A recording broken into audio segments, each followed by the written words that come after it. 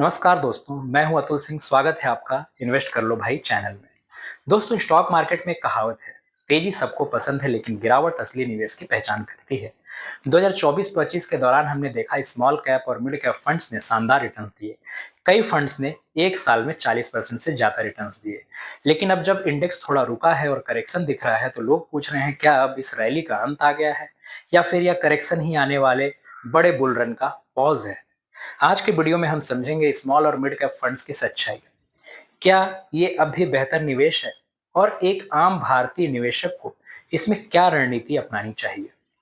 Mid cap और small cap कंपनियां वे होती हैं जो सेंसेक्स निफ्टी जैसी बड़ी कंपनियों से छोटी होती हैं पर ग्रोथ पोटेंशियल कहीं ज्यादा रखती हैं। स्मॉल कैप कंपनियों की मार्केट वैल्यू 5,000 करोड़ से कम होती है। मिड कैप कंपनियां 5,000 से 20,000 करोड़ के बीच होती हैं। इन कंपनियों में रिस्क ज्यादा होता है लेकिन लंबी अवधि में रिटर्न भी बहुत ऊंचे हो सकते हैं। इसलिए कहते हैं, small caps reward the brave and punish the impatient. पिछले 3 सालों का प्रदर्शन अगर देखें तो 2023 में मिड कैप फंड्स ने औसतन 36% रिटर्न दिया। स्मॉल कैप फंड्स ने 44% तक की चढ़ाई की। 2024 के अंत में भी ये फंड्स निफ्टी 50 से बेहतर प्रदर्शन कर रहे थे। लेकिन 2025 में स्थिति थोड़ी पलटी। साल की दूसरी छमाही में कई स्मॉल कैप्स फंड्स ने 10 से 15% की गिरावट देखी, जो बताती है कि volatility is the price you pay for the growth. Small cap funds की सबसे बड़ी खूबी है अर्ली मूवर एडवांटेज। जब किसी सेक्टर में ग्रोथ शुरू होती है तो सबसे पहले छोटे खिलाड़ी ही उसका फायदा उठाते हैं। लेकिन यही फायदा सबसे बड़ा रिस्क भी बन जाता है, क्योंकि अगर अर्थव्यवस्था में हल्का सा ब्रेक लगा तो इन्हीं कंपनियों पर सबसे पहले असर दिखता है।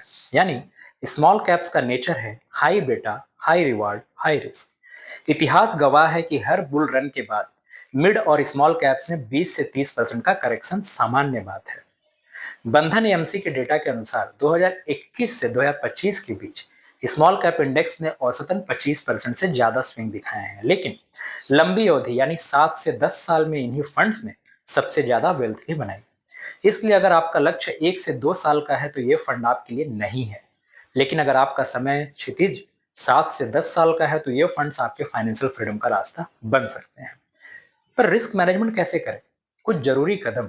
पहला, डाइवर्सिफिकेशन। किसी एक सेक्टर में ज्यादा एक्सपोजर मत लीजिए। दूसरा, quality bets. Strong balance sheet वाली कंपनियां चुनो। तीसरा, लिक्विडिटी टेस्ट। छोटे स्टॉक्स में भी बायर सेलर आसानी से मिल पाए। चौथा, डायनामिक एलोकेशन। मार्केट साइकिल के हिसाब से स्टॉक वेट बदलो। एक निवेशक के रूप में हमें भी यही सिद्धांत अपनाने चाहिए। इन्वेस्टर्स के लिए सिंपल चेक पॉइंट्स हैं। एसआईपी से रहो, लमसम से नहीं। वोलाटाइल फंड्स में एसआईपी ही सबसे सुरक्षित रास्ता है। दूसरा, एलोकेशन लिमिट तय करो। अपने कुल पोर्टफोलियो का 15 से 20% से ज्यादा स्मॉल या मिड कैप्स में मत डालो। तीसरा, पेशेंस रखो। अगर आप 3 साल में 2 बार गिरावट नहीं देख सकते तो स्मॉल कैप्स आपके लिए नहीं है। चौथा, फंड स्विचिंग से बचो। हर करेक्शन पर फंड बदलने से वेल्थ क्रिएशन रुक जाती है।